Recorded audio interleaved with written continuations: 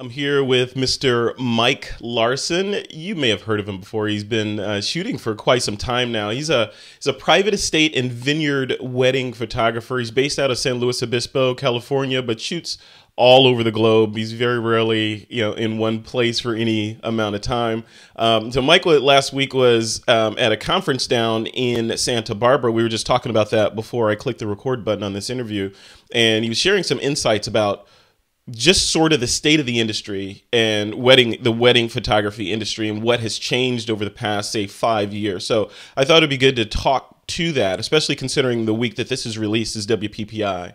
So I wanted to talk to that in terms of where things are going, where things have been, and if you're wanting to get into this business or you're already in this business, what are some things that you can do now to be successful going forward? So Mr. Mike Larson, welcome to This Week in Photo.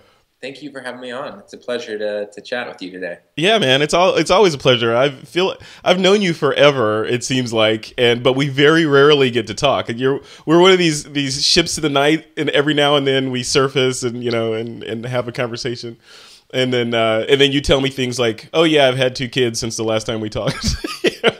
Has it really been 2 years? It's been that long. Yeah. Yeah. So first off, thanks again for coming on the show. Let's dive right into this. I know you've got a ton of stuff to do, so thanks for taking the time out of your day to do this. But let's jump into this. Wedding photography. You've been doing this for how many years now? I started in 1997. My first wedding was in Sonoma. Sonoma, California. Nice. Yeah. 97. Wow, that's amazing. So, which officially makes you a veteran. You realize that, right? Yeah. It doesn't feel like it, That's great. But having, with great power comes great responsibility. Now you're a veteran. Now you have the curse of knowledge that you can share with the people that are on the path before you. So looking back of just sort of a 30,000 foot view of where things were and where things are right now, what are the broad strokes of how the industry has changed, wedding photography has changed from 1997, say, to 2013? Well, I think back then there was very little community. Mm-hmm. Now we have community.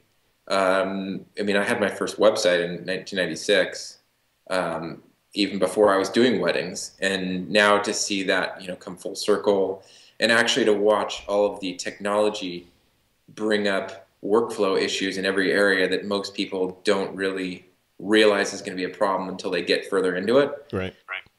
So I think people realizing how am I not going to let this own my life with all these new things that come on. I've seen over the last 15 years become issues, and I think the greatest thing has been the advent of podcasts like this, of being able to kind of get that information and knowledge. Mm-hmm. I heard it said once that the greatest inhibitor to gaining wisdom is thinking that you already have it. And I think that one of the things that I've seen on a negative side is our industry, and actually many industries in America, is this expectation that I want to start off at the top. Mm-hmm. And I think that's something that I've seen creep in over the years. Fewer and fewer people really want to assist. They want to just jump in and start off, go to a workshop or two and start off, right up here or here. And, yeah. I'm not saying everyone has to do it like I did, where you start off, working hard, but I think it does build a character that really makes your business last. I think if you're really quick to, in any industry, people that are quick to rise to the top, usually those people are the people that don't always stick around forever. Yeah.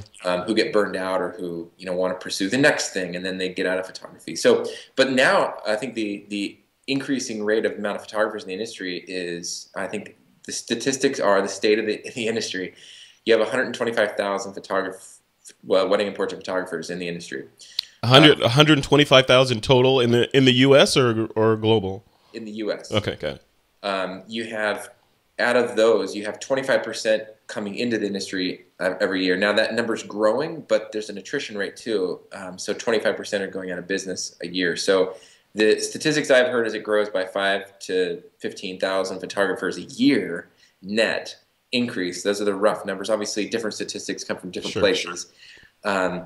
Obviously, it's an industry very easy to get into. People get into it and then realize the brevity or the complexities of the industry. And a lot of those new people really shape, what the buyer's perception, or the people who are pursuing wedding photography, that's what they see a lot of. So that, unfortunately, is the face of the industry in some aspects. From a lot of the the photographers who have been in it a year or two are facing the people that come in who are kind of approaching which I've found. You walk into a room full of wedding photographers, and it can be a very interesting dynamic in that mixer, which I'm sure you're aware of,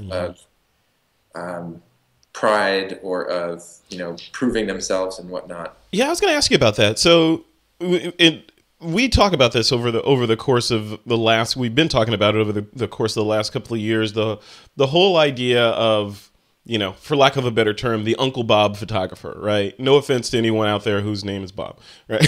But the Uncle Bob photographer who gets an entry-level Canon for Christmas. And by the way, my photography teacher in school was Bob. See, the root of all evil, Bob. Yeah, I know he's a really good guy. I bet. Yeah, but so people get let's call him John Doe, right? So John gets his camera from for Christmas. He starts a Smug Mug account, put some pricing on there, or a Zenfolio account, whoever, right? They start an account, or they like really put the pedal to the metal and get a Pictage account or something like that, right? And then they hang out their shingle. They maybe even go so far as to get a business license and get everything sort of set up. And then they pull out the spreadsheet of, okay, let me do some research. I know Mike Larson and people of his ilk are charging this much per wedding. If I can do that once a weekend for 52 weekends in the year, I'll never have to work again a day in my life. And that's their business model, right? And therein lies the danger. So to those people that have that in their head of, okay, I'm going to be a wedding photographer. I did the multiplication. I'm going to be rich starting next weekend, even though I just read a book on photography. What do you say? I mean, how do you circumvent that, if there is a way to circumvent that? Well, you brought up an interesting point, and I think the number one thing is thinking this is an industry that you're going to get rich on. Very few industries. I mean, you don't get rich going into an industry where there is 25% new people getting into the industry every year. That's just not. I don't care what industry you're in. That's not a method for getting rich. That's not reality. Yeah. Second thing is that I've come from the belief that work is actually a really good thing.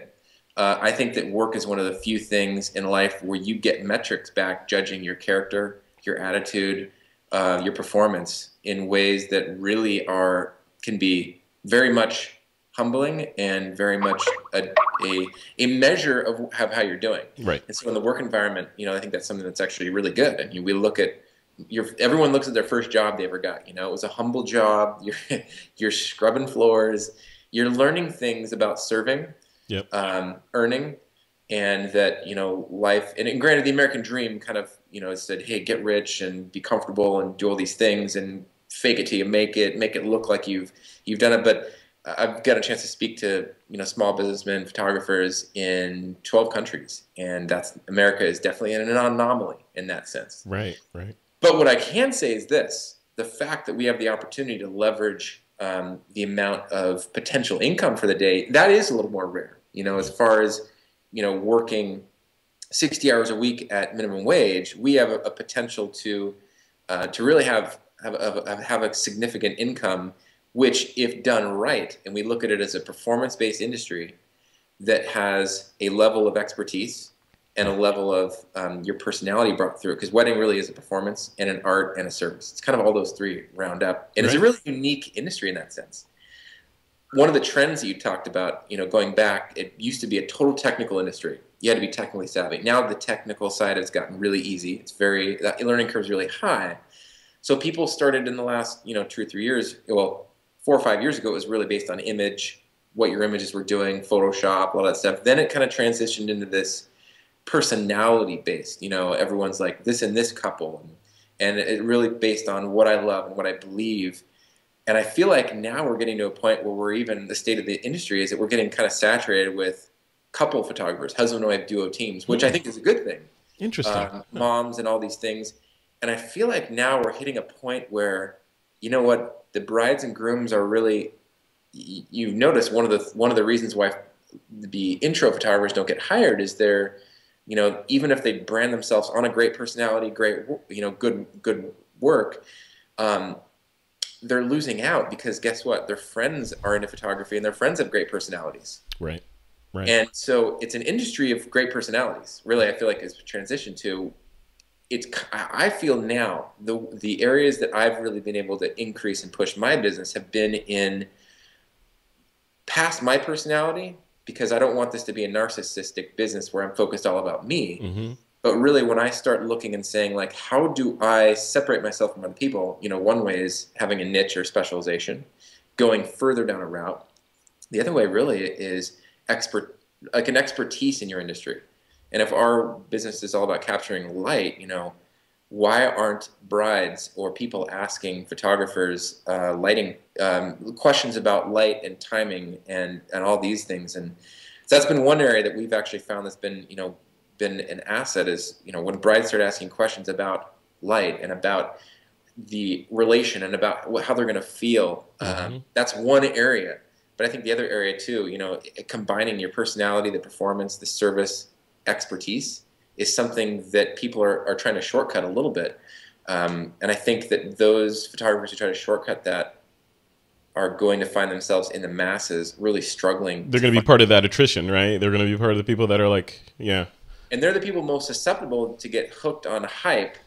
You got to do this one workflow or this one thing and you're going to be successful. And I think there's a lot more to it than that. But nothing has to be complicated. Well, okay, let's switch gears a little bit and talk about those people that are in it. So we talked about, Bob, Uncle Bob and John Doe, but the reality is the industry has shifted dramatically towards female photographers, right? Which you kind of alluded to, the mom photographers a second ago. Can you talk a little bit to that? Like what's happening and what's driving that? And it used to be a male-dominated sport, right? It used to be like the Dennis Reggies and, the guys in the suits there with, taking pictures and expensive albums and all this. And now it's not so much that anymore. What drove that? Well, obviously the technical side was a great inhibitor. And as the technical barrier dropped and people started to, well, that was one side. So that enabled a whole group of people who just love photography to say, well, gosh, I love this. I can do it. And then when people started, handing the Benjamins over and saying, I'll pay you for that, it's like, Exactly. You got your chocolate and my peanut butter. Yeah, I love this. Right. So people started to take their hobbies and say, well, if I can make money at this hobby, then I can pay for camera gear. And there's all a myriad of justifications for turning a hobby into a business, which some are good and some, are possibly not so good. I don't think everyone should turn a hobby into a business. Right. Because it will ruin the hobby, right? That's turning a hobby into a business. The danger of it is you not liking the hobby anymore because there's too much riding on the hobby. It's no longer just a release, right? Well, the definition of a hobby is something that takes money too, and a business is something that makes money. Exactly. But so getting to your point of the industry shifted, we were talking before the show, 25% of photographers back in the day used to be female. Now it's 25% of photographers are male photographers. And a lot of that, I think, is the connection to the emotional, the feelings, because I think a lot of people hire photographers based on how they want to feel, how they want to look. And I think a lot of female photographers are gifted in that area, in tune with that.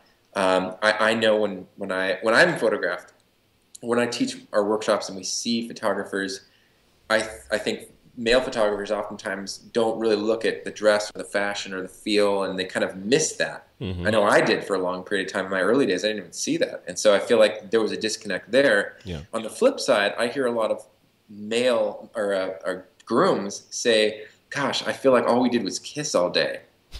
And on the flip, so there's a challenge from the females to make the guys feel like they're still cool. Right. And they still love their photographs. So there's kind of a female-male kind of, you have to be able to see both sides of what you're documenting in the wedding industry. But or you go in as a husband and wife team, right?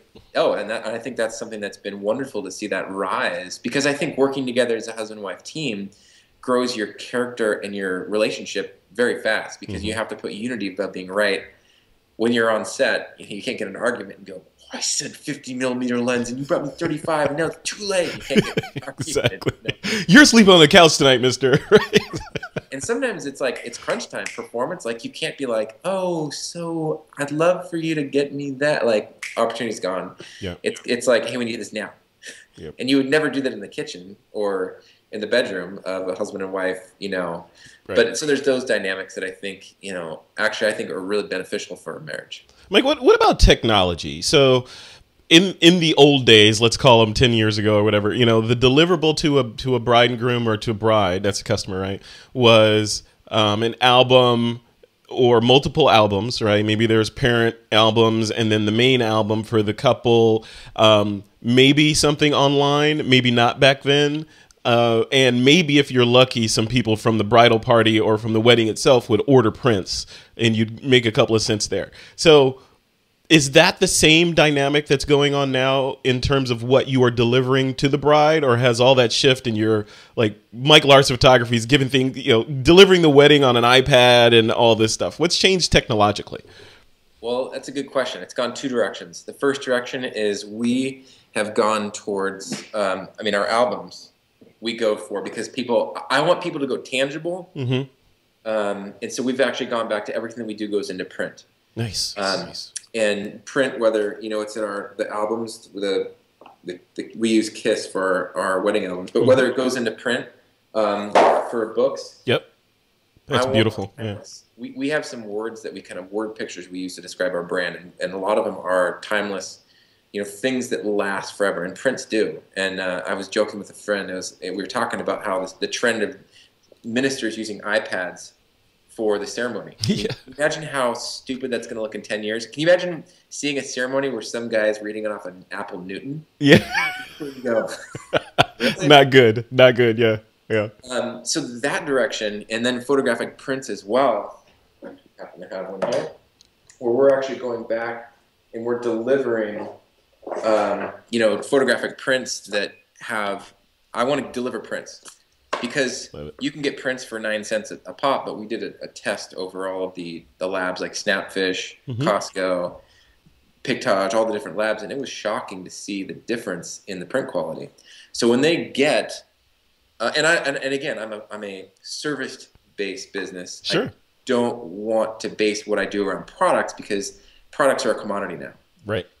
Even though I offer them, I do want to make that unique separation and say, look, I want you to hire me. You pay a base rate and you get me for the day. Yeah. Products are above that. If you don't value products and you want to go a cheap route, I'm not going to fight you. But I am going to show you a level of what I offer at kind of professional level and say, hey, this you're going to pay a premium for, but it's the same line in what you're paying a premium for me. But I'm not going to force you to get frustrated with buying this when there's other services out there. If you want to go cheaper, cool. You'll get it, but you're going to look at it next to this and go, oh, I really paid for what I get. Yeah, I wish I paid an extra 25 cents for those. So what are the so I'm putting you on the spot here. It sounds like you did quite a bit of research in terms of print quality across a number of different labs. Who came out on the top and who came out on the bottom? Well, I can tell you that the lab that we use, Pictage, yep. It was the best. We also, Pro DPI was a local lab we're good friends with. We tested them. They tested out really good. Mm-hmm. I actually did not get a chance to test Smug Mug or the Bay Photo, but I can tell you all of the labs that were discount, like Snapfish, the Kodak, the Costco, yeah, all over the board. Costco tended to be dark green. Snapfish tended to be all actually soft focus. They were all, and here's the reality of it is you're paying a cheaper price. The prints were thinner. They didn't feel, they crinkled a little bit more. And you know, in the reality, like the average client may not necessarily be able to see that right away. They just may not be as, wow, that looks really good. It's not going to blow their socks off. They're going to be like, oh, okay, that's okay. They're going to have that print came out. You know, it looks like it's properly exposed. So, okay, whatever. But they're not going to say this is a Mike Larson kind of print, right? Right, unless they see side by side. So we actually show them side by side and say, hey, here you go. Because the main thing is I don't want to force people into thinking of me as a product-based person, because that's a losing battle in our industry.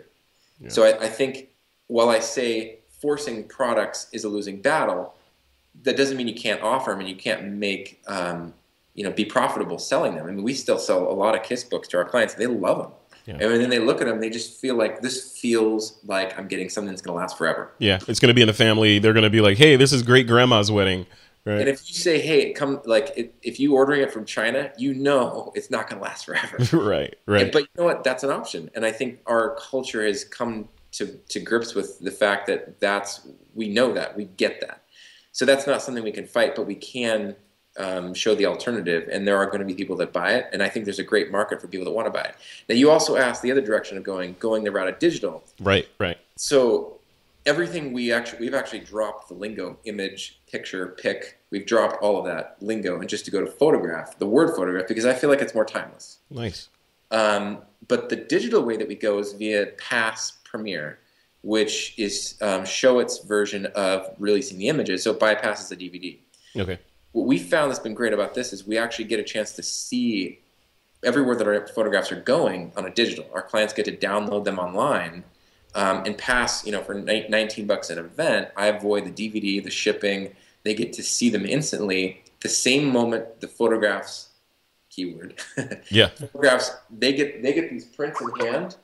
Yep. Same day so when this gets shipped to them, they actually get the photographs released via Pass. Love it. And the benefit of that is we get to track everywhere they're gone. So we get to see where they're going. They get to share them via Facebook if they want, or keep them totally private.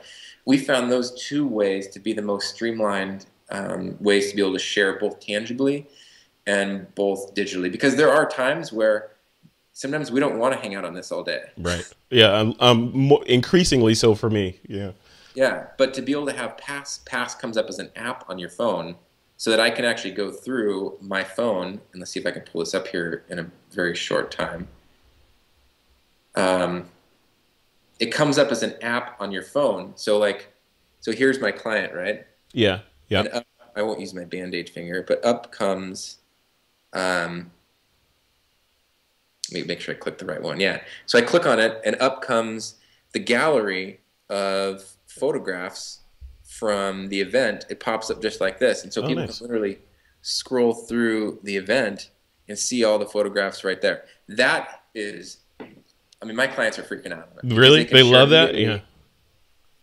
Oh, they love it. So they can literally either share prints in hand when their friends want to come, and you can see the tangible, or they can see it on their phone. So we found that kind of dual purpose. And what service is that again that allows you to do that? Pass Premiere. Pass Premiere, and that's from the Show It folks? Yeah, so if you just go to passpremiere.com and you check it out, they have, it's $19 an event, and it bypasses we don't send DVDs out anymore. Love it. Because the reality is that DVDs don't last. They're not long term, but people always have problems downloading them or whatever. And most portable Macs don't even come with DVD drives anymore. So yeah, DVDs are so like 2010. I don't know. They are, seriously. Yeah. So if I can give my clients a way to share it, it proliferates me greater. Yeah. All right. So let's bring this full circle and close this off. Cost. So we talked a lot about branding and just sort of positioning yourself, photographs versus pictures or images and all that sort of thing. And we talked about the idea of the entry-level photographers sort of making their bones before they jump into becoming pros. And we talked about the sort of tilt towards more females or family and women photographers in the space versus what it was more heavily male. So with all that as a canvas, where are we looking at? Like, where are things now in terms of pricing for wedding photographers? If you look at on the far left, we used to say, okay, he's a $500 photographer. He's going to show up at your wedding, shoot it, and then leave, and give you, these days, maybe a URL that you can go download your images off Dropbox or something, that's on the far left side. That's 500. What are we looking at on the high end side? What's top scale? Good question. I think the middle market, the $3,000 to $6,000 range, I would actually say there's 4 different levels. There's the entry-level photographer, which anyone can jump into, and anyone can kind of present themselves as that, getting images on Dropbox and having a really quick turnaround. Mm-hmm. The problem is the fewer touch points you have when you're in that commodity and that lower level, you really are just a commodity. Right. Anyone can do it. Anyone can make $500, $1,000. The reality is that area, unless your business model is focused on as little effort as possible, you don't want to be spending $2,500 on a blog and trying to impress other photographers. Don't waste your time. Yeah. Just spend as little amount of time as you can, deliver the highest quality product you can, get in, get out. Yeah. You jump up a level and you're into like the $1,500 to $3,000 level. I think that's a majority of the market. I think that's a really good place to be. I think that's easily attainable by photographers. Again, making sure if you're going to be a generalist and shoot any work that comes your way, you still need to have the aspect of how do I not cloud it up with too much busy work, too much whatever, too much fluff and emotion into your business model. It has to be a really simple system. With that, the only way to have upsales is to have more touch points with your clients, to be able to develop relationships. You want to step up a level from that, you have to do one of two things. Number one, you have to have a branding that has clear lines between what you're presenting, what you're saying, and how you look and what you do.